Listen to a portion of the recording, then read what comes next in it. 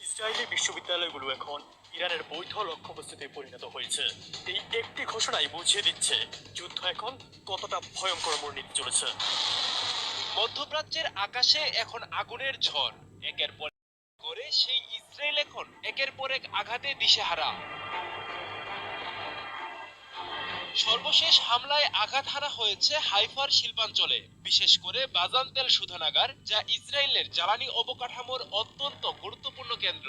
শাক দিয়ে মাছ ঢাকতে চাইছে ইসরায়েলি সেনারা। একের পর এক সামরিক ব্যর্থতা আর ইসরায়েলি ভূখণ্ডে নিজেদের ধ্বংসাবশেষের খবর যেন বিশ্বজুড়ে প্রচার ঘুরিয়ে দিয়ে মূলত সত্যকে ধামাচাপা দেওয়ার এক ব্যর্থ ও নির্লজ্জ চেষ্টা চালাচ্ছে তেল আবিব।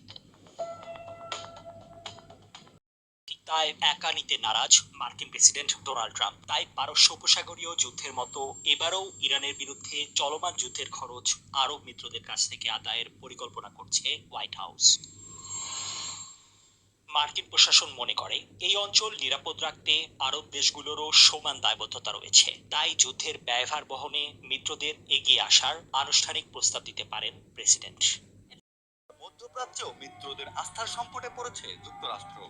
সংবাদ মাধ্যম ব্লুমবার্গের প্রতিবেদনে উঠে এলো এমনই এক নতুন ভূরাজনৈতিক বাস্তবতার তথ্য। ইরানকে কেন্দ্র করে চলমান সামরিক উত্তেজনা উপসাগরীয় আরব দেশগুলোর মধ্যে গভীর উদ্বেগ তৈরি করেছে। ব্লুমবার্গের প্রতিবেদনে বলা হয়, উপসাগরীয় অঞ্চলের একাধিক কর্মকর্তা ব্যক্তিগতভাবে যুক্তরাষ্ট্রের প্রতিরক্ষা প্রতিশ্রুতির কার্যকারিতা নিয়ে সন্দেহ প্রকাশ করেছেন। তাদের মতে ওয়াশিংটনের নীতিতে স্পষ্টতার অভাব এবং দ্রুত অবস্থান পরিবর্তনের প্রবণতা এই অঞ্চলের নিরাপত্তা কাঠামোকে দুর্বল করে তুলছে। মরুভূমির বুকে গড়ে ওঠা কাঁচ আর ইস্পাতের বিষয় দুবাই কি তবে ধুলে মিশে যাবে? মধ্যপ্রাচ্যের আকাশ কি ঢেকে যাবে বারুদের কালো ধোঁয়ায়? প্রখ্যাত মার্কিন অর্থনীতিবিদ জেফ্রি স্যাক্সের একটি ভুল পদক্ষেপ মুছে দিতে পারে আধুনিক সভ্যতার এই মরুদ্যানকে। সিল্কের মতো মসৃণ রাস্তা, গগনচুম্বী বুর্জ খলিফা আর বিলাসবহুল রিসর্ট।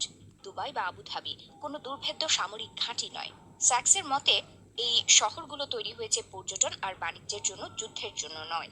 কিন্তু বর্তমান পরিস্থিতিতে ইরান ও ইসরায়েলের মধ্যকার ছায়া যুদ্ধ যখন প্রকাশ্য রূপ নিচ্ছে, তখন আমিরাতের অবস্থান তাদের অস্তিত্বের সংস্থাটির এক কর্মকর্তা জাতিসংঘে পেট্রিয়টিক মিশন অর্গানাইজেশনের